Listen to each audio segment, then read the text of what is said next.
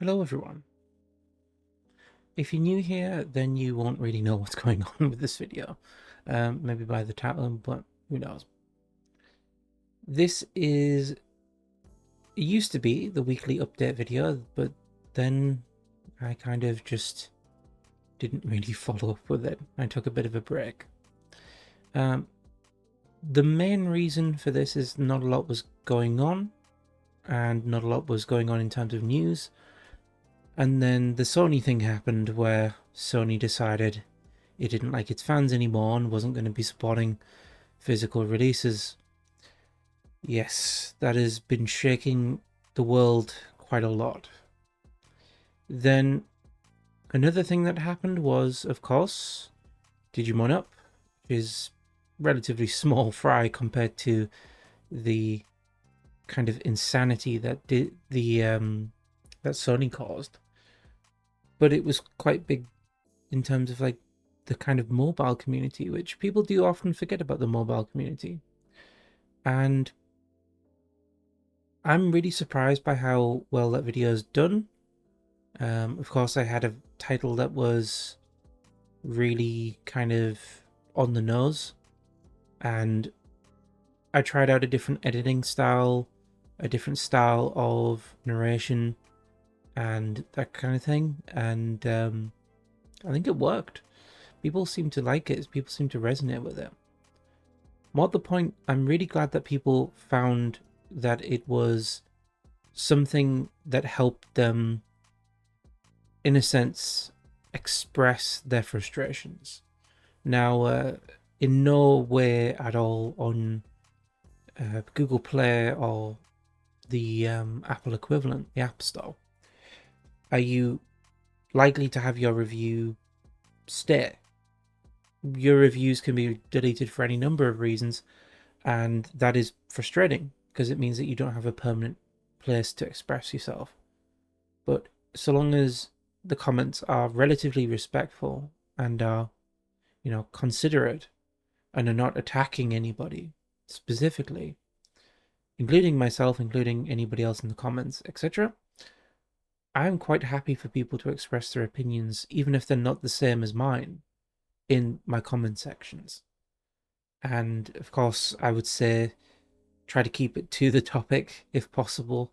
You can, of course, talk to me. You can talk to anybody in the comments. I'm quite happy. But I think the Digimon video really did, specifically the Digimon Up video, really did make it so that people were finally opening up about what was, for them, and is for me, a great disappointment. Now, not everybody agreed. There was a comment that I got, which is surprising because I've not got many comments before, just a handful. To the people who do comment, I genuinely am very thankful. But I did get a comment that was quite negative and was saying, "Oh, I'm quite serious. Why are you going on like Digimon? Digimon murdered someone or something like that." I'll put the exact comment here, but obviously censored. They removed that comment, and that's their choice, I suppose. But still, I realize I do have a very serious kind of cadence and a very serious way of speaking about things. Even in real life, people are like, "Oh my god, is this guy gonna like punch me in the face or something?" And I'm like, "No, this is me happy." Like I guess I'm naturally intense. But then when you get to know me, you'll realize I am genuinely the most silly person you'll ever meet. But I can be serious, and people go, "Whoa, serious guy on the internet? That's weird." Yeah, I kind of get it, but I do have a serious side to me. I'm serious about the topics that I'm talking about because I love these things. I love Digimon. I love Pokemon. I'm reluctant to say, but I do still love Pokemon. I love Yu-Gi-Oh! I love all of these franchises. I love Bionicle, even though they hate us. I love all of these things that have been a part of my life, were a part of my childhood, were a part of who I am, really. You are made up of the things that you consume, and that isn't just the food. We are made of the things that we sort of were, that we participated in, that we shared in, memories included, and all of that. And when I see these things going to shit, or making a really bad decision, or making good decisions, all of these things have an impact on me. Like, for an example, when Doctor Who went to hell, and it did go to hell, like for various reasons, mostly story writing reasons. Politics is not something I'm interested in talking about, particularly with Doctor Who. Uh, they can do whatever they want. They can make whatever choices they want. It's the BBC. Too big to fail and all of that. But when Doctor Who went to hell, I was really upset because the writing style went out the window. The canon was retconned. The storytelling was different. The people who were running it were different. The Doctor's morals were more on the nose. He was less of a kind of, or they were less than of a kind of honest moral character, and more of a kind of anti-hero kind of character, which is strange because we've got anti-heroes in the Doctor Who universe. So yeah, I was a little bit upset about that. Again, with card games as well. When a card game is doing something that I don't agree with, I will express it, and I will express it with the same level of seriousness that you'll see me here. You won't see me shouting and screaming about it. You'll see me sometimes quite livid about some of the decisions that are being made, but you won't see me just outraged and all of these things. I'm quite contained, but I'm intense with that containment. And I think that's a good way to go. That's a good kind of approach to all of this, to make it so that I am expressing myself as honestly and as plainly as possible, and I'm expressing the values and the views that I have openly and honestly with you, rather than hiding them, rather than saying, oh, well, it's okay, but it's not okay. I've seen too many people doing that. Or saying, oh, this part's good, this part's really bad, this part's really good. That is objective, yes. That can be objective at least. But it also rings as really intensely people-pleasing. And I'm not afraid at this point, because like I said, I've been on YouTube for years and years and years. Like 10 plus years. I've faced some of the harshest criticism that you can face just from running various channels. Ran a political channel at one point, don't care for that anymore. Ran an ASMR channel for one point. You think the comments in the comment section on most videos are bad, you should see the comments on those videos. Like, half of the people loved it, half of the people hated it. Like, I have went through the trial by fire stuff. I just know that the only way forward is to keep being yourself, and that is advice for new creators as well, I suppose. Keep being yourself and screw what everybody else is saying. Listen to your audience still. They'll tell you, oh, well, maybe this doesn't work, maybe you should try this, but don't be pushed in every which direction. So that's some sort of general unsolicited dad advice. But I think as well, like, it's really important to acknowledge that I do seem to be accruing a good community. I seem to be getting a good number of people here, and it makes me happy to see that there are people who are very honest, some of them very angry, which is fine as long as it's not directed towards me. Some people are very angry, and some people are very upset, some people are very passionate, and all of that is fine. Specifically the Digimon stuff, as I said, it upset me. And I've seen somebody recommended a video from a major YouTuber that is in the Digimon scene, and I've not really followed too closely, but after watching that video, it does seem like Bandai is really like compromising lots of people, and that warrants its own investigation. Because yeah, some of the stuff from that video was not, it's not healthy. The video that I'm referring to You can find it quite easily. I'm not going to point you in the direction, but basically there was a major YouTuber. They essentially have quite a few views. Digimon YouTuber. They were talking about their relationship with Bandai. Their relationship with Bandai is really, really, really weird. Um, I won't say too much, but yeah, it does warrant an investigation by somebody who is not me into what the hell is going on, because there are lots of people who are going, oh well, yeah, the product's really bad, but that's not really that bad of a thing because we expect it to be like that. And I made that argument in my initial video, but I also then followed with, but we should expect better.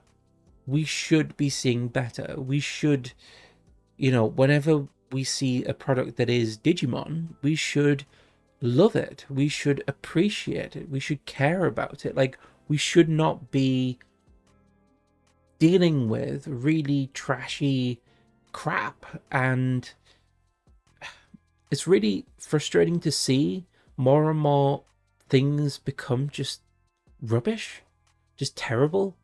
And it is literally like the enshittification. Now, I did do a brief glance at Bandai Namco's kind of backlog on the Google Play Store. It's slop. Mostly slop. Gacha slop. Make of that what you will.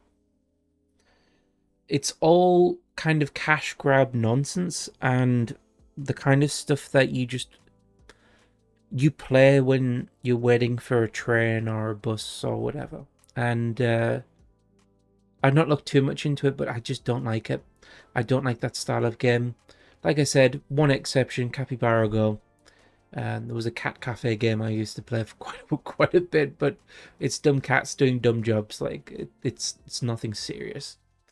It just seems to me like mobile gaming has so much potential, and this was the main point that I was kind of trying to put forward. Mobile gaming has so much potential. These devices are like really, you can't even see it because these devices are really, really powerful, really capable devices. This device can play PlayStation 1 games, PlayStation 2 games, Game Boy games, all of the arcade games, including the vertical ones, which would actually work quite nicely on the screen, actually. If you're wondering what kind of phone that is, that's a Google Pixel 4 Pro, I think. Very old phone. But you can play, even on an old phone, all of these different games, all of these genre of games, FPS games. You can get yourself a controller, which I've been tempted to review this controller. You can get yourself a controller and you can play to your heart's content. You can even, on some phones, plug in the USB-C cable to the back of a monitor and use it as a computer. How cool is that? These are really powerful, brilliant devices. And they're being used for gacha slop. Like, that is an honest, absolute disaster to me. And I just absolutely cannot stand it. Like, watch 2 adverts to skip, to be able to enable a skip in the game. That's not acceptable. It's 2026, for God's sake. That stuff was not acceptable in 2011, or earlier. It just, none of it's acceptable. We can't just, we should expect and should demand better for our games, because it's our time, it's our limited time on this planet being spent playing this slop, and we should be playing good things. I think we should be enjoying ourselves in the same amount of time that you are playing these crappy games. You could download an emulator and play a backlog of thousands, if not millions, of games. You can play Pong, for God's sake, if you want to. You can play anything on most phones, and most budget phones, actually. And it just saddens me. Like, it will be ad-free. You won't have to, do any stupid time trial crap. You won't need to buy anything. Just, you will only have to play, play the game. That's it. Most emulators are free. They're available on the app stores. Even Apple is like really, really good with its emulation stuff now. So yeah, you can play the backlog of human history's entire library of games that have been saved and conserved and made, made stable and made usable as an archive. Instead, people are playing this crap. So that was my main point. I'm ridiculously frustrated with it, and it is what it is, I suppose. People can do whatever they want, and at the end of the day, people have free will. They can play slop, they can play AI crap, they can play anything that they want. But me, I'm not playing that. I'm not wasting my time. And that brings me to the point of like, you could read books, like you could do any number of things. You could watch videos. You can use these wondrous devices for anything that you want. Just don't use it for Digimon Go. That's my point. It's absolutely insane to me that people are. So I have finally played Halo Flashpoint. Yes, that's the right one. It's not Ground Command. It's not Fleet Battles. It's Flashpoint, yes. There have been quite a few entries, if you don't know, into the Halo kind of space on tabletop, and that's fine. Some of them have worked, some of them haven't. Sometimes the company goes bust. Mantic is not going bust. Mantic is a very successful company. Not as successful as GW, but really successful. It's got a dedicated and growing fan base, and that is the only thing that you could ever ask for in a company. Now, I really like it. I'm going to do a review of it, but I wanted to talk a little bit about the experiences of it.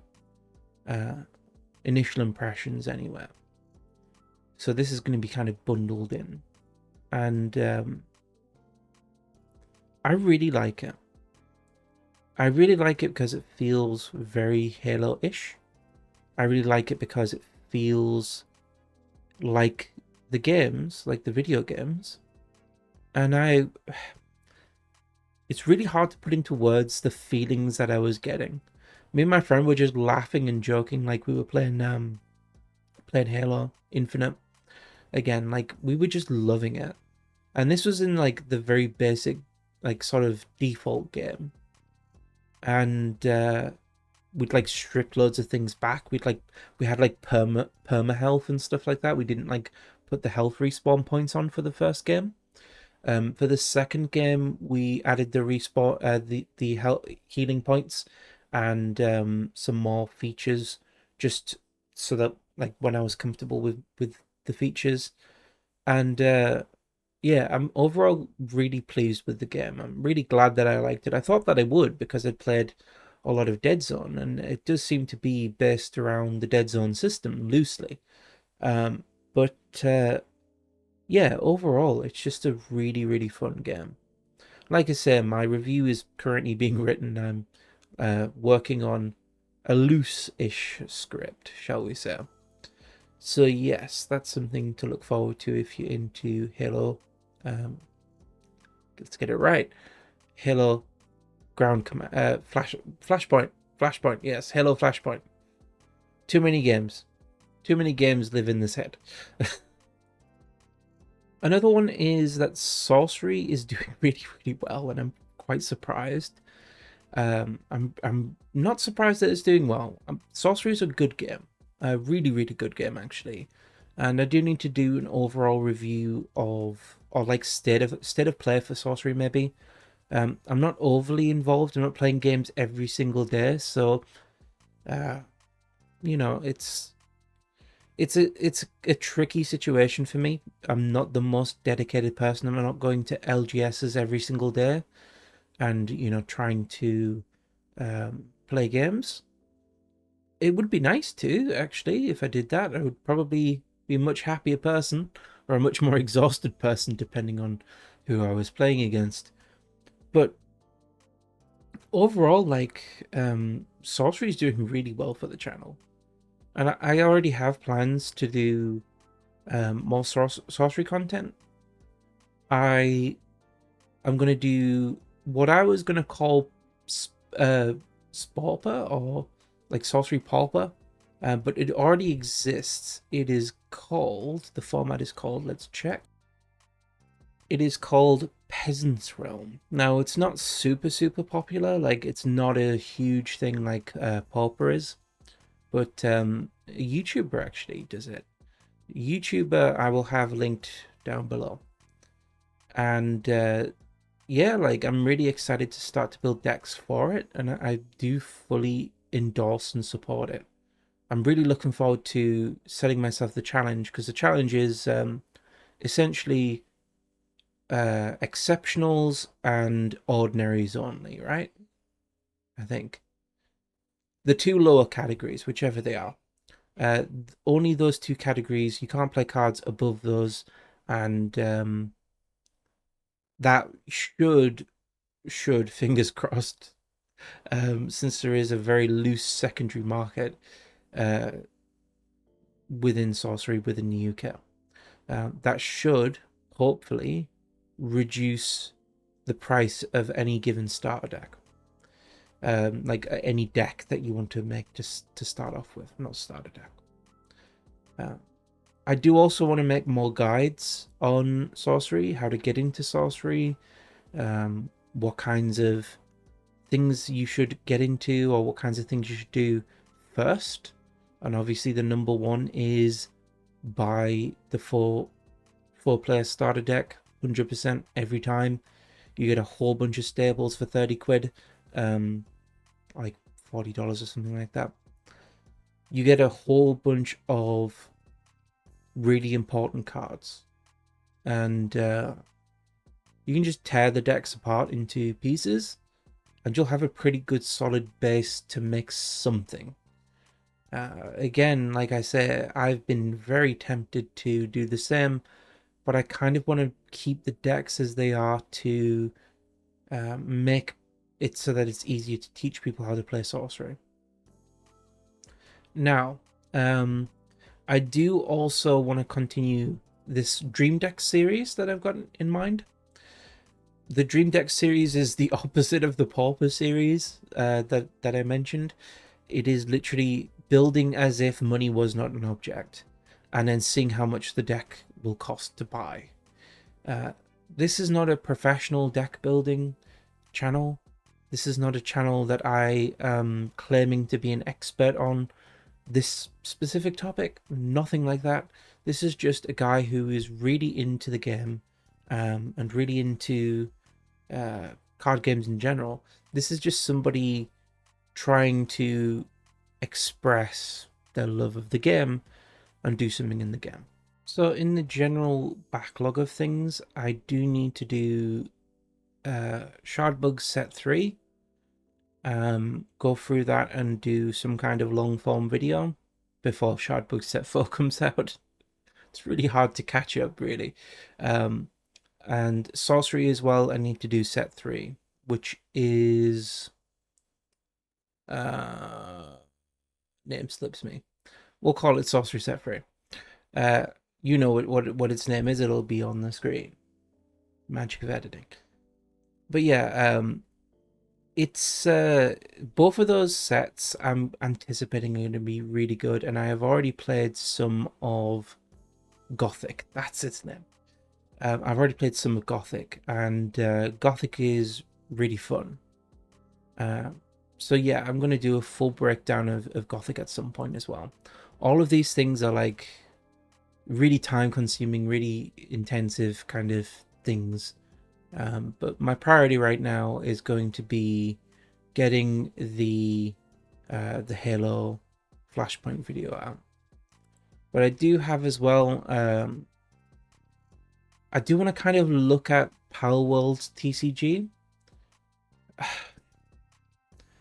I have so many mixed feelings about Palworld in general. And Palworld's TCG, myself and my friend looked through it for some initial kind of thoughts on it, and Yeah, no, it seems interesting, and I think it's one that is going to have a specific fan base. It's a Bushido Road game, and people have strong opinions about those. I have no opinion either which way. So yeah, um, that's an interesting point that I'm gonna eventually cover, probably when I get my hands on some physical cards, see how they feel. And right now the booster boxes are really, really cheap. 54 for like 24 packs or something like that. So yeah, that's another thing that I'm gonna look into. Speaking of Power World, it's time to talk about a failed video of this week. I think it's important to keep you informed that not everything goes right. In fact, about half the time things go wrong. Behind the scenes, I tried to do a Power World, like a Power World playthrough. It was going to be a big, long, multi-part series. It didn't work. The formatting of it didn't work. The uh, the way that I was sort of commentating on it didn't work, and the gameplay just sort of didn't work. Nothing worked in that video. So I was trying to do a Power World playthrough for the video game, and it just didn't work. Sometimes it doesn't work because I had a setup that was me small in the corner playing the video game, and I just found that with that kind of game, I just couldn't talk and play. I just had to focus on one, and then that means large periods of time where you're going quiet, which is no good. Dead air is not great. On the agenda as well is a video on the other creature collectors, shall we say. And the other creature collectors would be, like I say, Power World. I really would like to cover Monster Patch, but it isn't out yet. It's still in alpha, and I missed the Kickstarter. What can you do? I want to cover all of the, like, sort of like a roundabout look at the other creature collecting games that are out there that are available and that meet the sort of quota or meet the parameters of Pokemon, like Pokemon-like games, and that includes Koromon and I would say, what's the other one? Cassette Beasts, and there's quite a few of them, and I want to kind of stack up and look at how they actually compare to the real deal. It's not the real deal. There are games that came out before Pokemon that are very Pokemon-ish. There are games that come out long after, and when Pokemon eventually is no more, there will be games that are like Pokemon that are coming out. By the way, I think Pokemon is perennial. I think they're going to milk this particular cash cow for as long as they can, for better or worse. But yeah, I just want to cover those videos, those video games rather, as well, just to see in totality what the kind of landscape is looking like, because I've seen a bit of a trend right now where everything is getting faster, shall we say, now that Power World won its lawsuit, and now people are no longer as scared, I feel, to produce these kinds of games and release these kinds of games. And that's really good, because a chilling effect in any given franchise, in any given game, sort of game style, is not good. We should encourage a diversity of games. We should encourage independent developers, especially, to share their passion, share their vision, and take some money away from these massive bloated corporations and support small creators as well. So yeah, that is the main kind of one of the main things that I want to do. Again, when this will come out, I'm not sure. There is a huge sort of laundry list of things I've got to do first. Another one I am going to do as well is a look at MTG's new sets. Now, I may wait for quite a few more of those to accumulate, so that's like back of the queue kind of stuff. I might wait for more sets to come out, but right now, MTG is doing really, really well. I think the feedback from multiple losses, because Avatar did really well, Spider-Man did atrociously bad. TMNT did okay because of the Spider-Man effect, as it's now been known. And a few other sets have come out since then. Final Fantasy did really, really well. Ridiculously well, actually. It sells out constantly. They're still producing it. It sells out, at least in our local area. Doctor Who, Universes Beyond did really well. Universes Beyond as a thing is being met with such mixed reception. Right now, it is such a mixed bag, and that is because the set design is all over the place. People don't know how to feel about it, and some people, I would say probably about 25% of the population of Magic players overall, are very dismissive of it, including myself. Many people are not bothered by it. They say, well, Magic cards are Magic cards, just give me those nice strong cards, give me the soul stones and all of these kinds of things. And that's fine. People can feel however they want to feel. And yeah, like, I just want to celebrate the good things that MTG is doing. Because, like I say, just like Konami, Magic is really, really, or more specifically Wizards of the Coast, is really, really bipolar in its opinions and bipolar in what it produces. Sometimes it really wants to call back to Arabian Nights, Kaldheim, and old sets like even before, like Magic Alpha and things like that. It wants to call back to all of those sets. Other times it wants to say, no, screw that. Let's just do weird stuff like driving cars around and all of this kind of stuff, like artifact cars and craziness. Sometimes it wants to bring some of the Phyrexian stuff back. Sometimes it just wants to produce universes beyond and just completely wreck the landscape of Pauper and all of the other ancillary formats. And that in itself is really hard as a person who's been interested in Magic and has played on and off for years and years and years. But we must celebrate the good. We must say, we love the good things. Otherwise, where do they have to go? If you are just constantly raging about Universes Beyond, you're never going to be happy. Ever.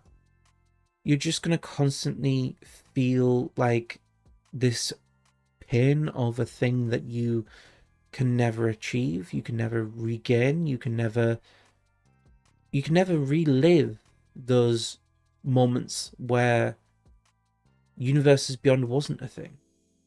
And that's a really unhealthy way to live. Like, you shouldn't be focusing on things you hate more than things you love, I feel. And that's a tough one.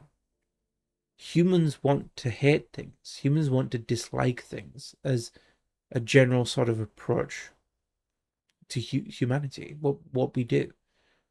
And we notice the things that sort of irk us much more than the things that we really enjoy and love. So yeah, it is really, really hard for us to let go and to say, right, the good things still exist. Some good things are still coming out of this. Let's celebrate those. Most people can't do it. And I do blame social media for it. I blame a lot of the over-the-top reactions that people have. And I do blame a lot of the kind of open criticism culture. Like, people are much happier to criticize and deride a thing than they are to look for things that they like. And that is what it is. That's human nature. I'm guilty of it too. We all do it. But I really do, perhaps as a sort of towards the end of the year thing, want to celebrate the really good sets that have come out and look at the landscape of universes within specifically, and show some love to the sets that are actually contributing to the long-term health and life of Magic. Now, we have a lot more universes beyond coming. Doesn't matter how you feel about that. That's what the big mega corporation is doing. It's what they've decided. It's where the wheel has stopped. We've got to accept that, or we can move out of Magic. I sort of half moved out of Magic. Or we can go back, actually. If you're comfortable paying a little bit more, sometimes a lot more, you can get yourself some Phyrexia. You can get yourself some of most boxes. You can get yourself a one-way ticket back to those memories if the set isn't extinct. And lots of sets are becoming extinct, unfortunately. So yeah, that is the overall kind of roundup of what I want to do for Magic as well. For the final piece of this, I do want to do a little bit more of the Shardbug style videos, the sorcery style videos, looking at other TCGs and trying to piece together what each card does, how it interacts, talking about sort of initial impressions, strategies, all of this kind of thing. And I find that kind of thing really fun. I find that quite engaging to watch as well. So Gundam is on the list, another Bandai one. I think Firin is another one. And there's a couple of other ones that I'm quite interested in. So I'm going to be, over time, over the course of the long haul, exploring new TCGs and learning how they work. Star Wars Unlimited is becoming absurdly cheap now. My local LGS is giving away starter boxes of it, so I could quite easily pick up a starter box just by going to the event, and it would have 2 decks in it, and I could compare it. Unfortunately, Star Wars Unlimited is not doing so well. It's really struggling by the sounds of it, and that's to do with management or something. I'm not sure. But overall, yeah, I just want to explore other TCGs. I want to understand why people like them, what makes them good, what makes them bad. And that is going to be a more long-term kind of goal. To look at as many TCGs as I possibly can, come at it with fresh eyes, as fresh as these eyes are. Look at it with fresh eyes and understand what is going on, why people love it, why people may hate it. Another one's Riftbound. I'm going to be looking at Riftbound as well. And not necessarily play them, but if I can play them, I will play them. So yeah, exciting times, I think. Just lots and lots of video ideas. There is a huge backlog of stuff I'd like to do in terms of videos. I'm not going to be running out of videos and video ideas anytime soon. The Sorcery Dream Deck stuff, I have so many ideas for decks I want to make. I've already got a name for the next deck. The Sorcery Pauper style stuff, or Pauper's Realm style stuff, I can do a huge amount of that. Huge number of decks you can do for that. And the video game stuff, I'm still trying to figure out how to do, like, how to make a setup and make it look decent. And it's a learning curve. All this YouTube stuff, even after 10 years, is a learning curve. One last point. should I get back into Digimon TCG? If you've watched this far, please give me your opinions. Is the Digimon TCG worth playing at this point? I have a huge number of old Digimon cards, including the guy who they released him and then immediately they banned him. And I was like, oh my god, I've pulled like 2 of these guys, and I can't remember the name of them. I pulled 2 of them, and the card looked really cool, and the art style looked really cool, and then they banned him immediately. Couldn't even play him. So I was really like, ugh.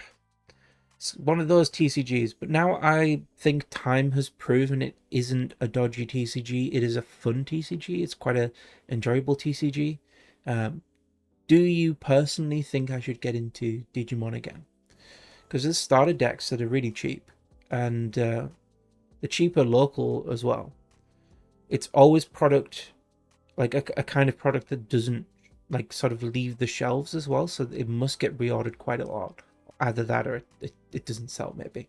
Because I know Digimon is a little bit more niche than Pokemon, so yeah. Anyway, thank you for listening to this one. It's quite a long one. These update videos are generally quite long because there's usually lots to say, probably 3-4 weeks worth of stuff to unpack and things to discuss. But yeah, thanks for watching.